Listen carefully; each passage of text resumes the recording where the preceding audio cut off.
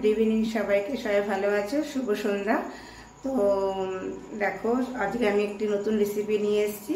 মানে আমি লাইফে প্রথম করব, জানি না সাকসেস হবো কিনা। তো আমার ছেলে মাধ্যমিক রেজাল্ট বেরিয়েছে, তো ওর আবদার, মা তোমার নিজের হাতে রসগোল্লা বানিয়ে আমাকে খাওয়াও। তো জানি না কতটা সাকসেস হতে পারবো। নিয়েছি তো খুবই সামান্য উপকরণ, ছানা আর চিনি নিয়েছি, আর জল, আর দুটোই এলাচ। তো সঙ্গে থাকো পরপর রসগোল্লা রেসিপিটা দেখার জন্য। তো চলো দেখি, তৈরি করতে শুরু করি। কতটা পারবো জানি না, তোমরা সাথে থেকো, ঠিক আছে? খুবই কম। তো দেখো, আমি এখানে মোটামুটি এই 300 গ্রাম মতন ছানা নিয়ে নিয়েছি, দেখো থালার মধ্যে। আর এই দেখো পাশাপাশি 250 গ্রাম মতন চিনি, দুটি এলাচ, আর হাফ লিটার মতন জল নিয়েছি। এটার চিনিটা দিয়ে, এলাচটা আর জলটা দিয়ে রসটা বানাবার জন্য। তো দেখো, এটাকে আমি আগে ভালো করে মেখে নিই, সাথে থাকো পরপর দেখার জন্য। তো দেখো, ছানাটা আমি হাতের সাহায্যে ভালো করে একদম মিশিয়ে নেব, ভালো করে নরম করে, একদম সন্দেশের মতন করে আগে এটাকে আমি রেডি করে ফেলবো। দেখতে পাচ্ছ ছানাতে একটুকু জল নেই, একদম শুকনো ঝুরঝুরে।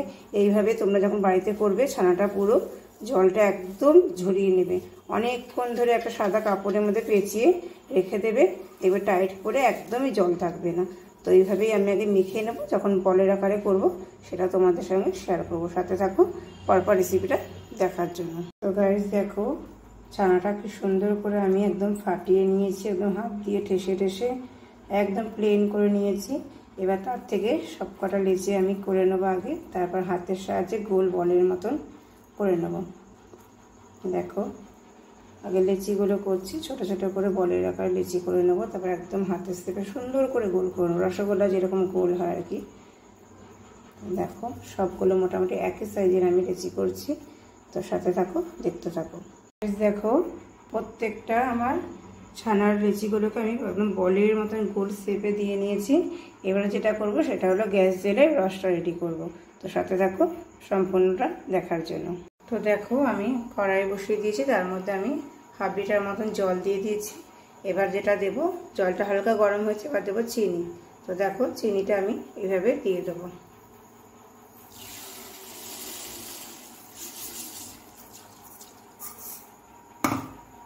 এখানে অনেকটাই চিনি নিয়েছিলাম, 250 গ্রাম একটু বেশিই হবে, সেই কারণে আমি একটুখানি চিনি রেখে দিলাম। এবার এটা আস্তে আস্তে চিনিটা গলে শিরাটা রেডি হলে, রসটা যখনই রেডি হবে তখনই বুঝবো যে ওটা পাতলা হয়ে গেছে, চিনিটা গলে। তখন আমি একে একে ওই ছানার বলগুলো এর মধ্যে ছেড়ে দেবো। তো সাথে থাকো সম্পূর্ণ রসগোল্লা রেসিপিটা দেখার জন্য। দেখো, রসটা কি সুন্দর ফুটে উঠেছে, টপর টপর করে ফুটছে।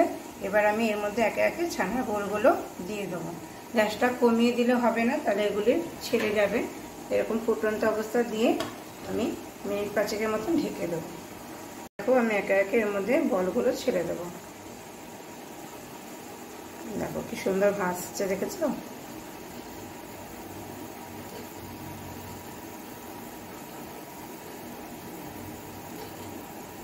দারুণ লাগছে দেখতে। দেখো,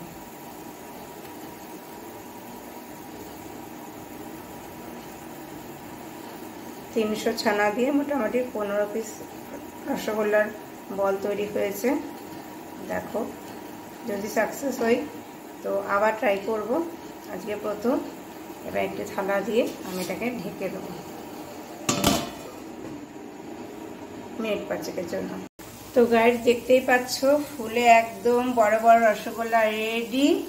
দারুণ লাগছে, ফার্স্ট টাইম করলাম, দুর্দান্ত হয়েছে। আমি নিজেই বিশ্বাস করতে পারছি না যেটা আমার হাতে প্রথম রসগোল্লা তৈরি। তো দেখো, সাথে থাকো, পুরো সম্পূর্ণ হয়ে যায়। গ্যাস বন্ধ করার পর তোমাদেরকে এক ঝলক দেখিয়ে দেবো।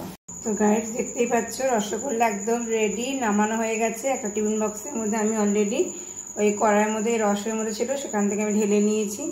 দেখো কি সুন্দর রসের মধ্যে ভেসে আছে, একদম মনে হচ্ছে দোকানের রসগোল্লা।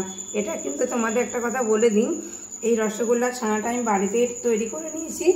আর রসগোল্লাটা কিন্তু তোমার পুরো পঞ্চ রসগোল্লার মতন হয়েছে, একদম হালকা আর ফুলে দেখো ভেসে আছে, নরম আর সফট। তোমাদের এখন দেখাতে পারছি না, খুবই গরম, হাত দিতে পারছি না, কিন্তু দেখে তো বোঝাই যাচ্ছে যে রসগোল্লাটা কতটা পারফেক্ট। তো আজকে প্রথমবার বানিয়ে ফেললাম, তোমরা অবশ্যই বাড়িতে ট্রাই করবে। আর প্রত্যেকে বানিয়ে খাবে। তো গাইস, আমার রসগোল্লা রেসিপিটা সম্পূর্ণ তোমাদের দেখালাম, শেয়ার করলাম। আর যদি কারোর কিছু বক্তব্য থাকে প্লিজ কমেন্ট বক্সে গিয়ে আমাকে জানিও। আর রেসিপিটা অবশ্যই আমার ব্লগে তোমরা দেখে নিও। আর যদি কারো ভালো লেগে থাকে একটি করে লাইক, শেয়ার আর কমেন্ট করো। আর চ্যানেলটিকে আমার নতুন যারা বন্ধুরা আছো, অনেক দেখছি বন্ধুরা আমার কেটে গেছো, আমার ব্লগে তারা দেখো না, ব্লগ দেখো না, শর্টস ভিডিও দেখো না, তাদের উদ্দেশ্যে বিশেষ করে বলছি, প্লিজ আমার চ্যানেলটিকে আবার নতুন করে সাবস্ক্রাইব করে দিও একটি করে। আর আমার এইভাবে প্রত্যেকটা রেসিপি তোমরা পাবে। এখন থেকে আমি কিছু কিছু করে ছাড়ার চেষ্টা করব। ছেলে পরীক্ষার জন্য রেজাল্টের টেনশনে এতদিন কিছুই করতে পারিনি। তারপর তোমাদের দাদাভাইকে আমি হারিয়েছি, 1 বছর এখনো হয়নি। তো সেসব অনেক সুখ দুঃখ মিলিয়ে আমার জীবনটা কেটে চলেছে। তো এখন অনেকদিন পর ছেলের বায়নাতে আজকে ঘরের রসগোল্লাটা আমি প্রথমবার ফার্স্ট টাইম ট্রাই করে সফল হলাম। তো তোমরাও এইভাবে ট্রাই করবে, তোমরাও সফল হবে। ঠিক আছে, শুভ সন্ধ্যা, আবার দেখাবে পরের ব্লগে। সবাই সুস্থ থেকো, ভালো থেকো, টাটা, বাই।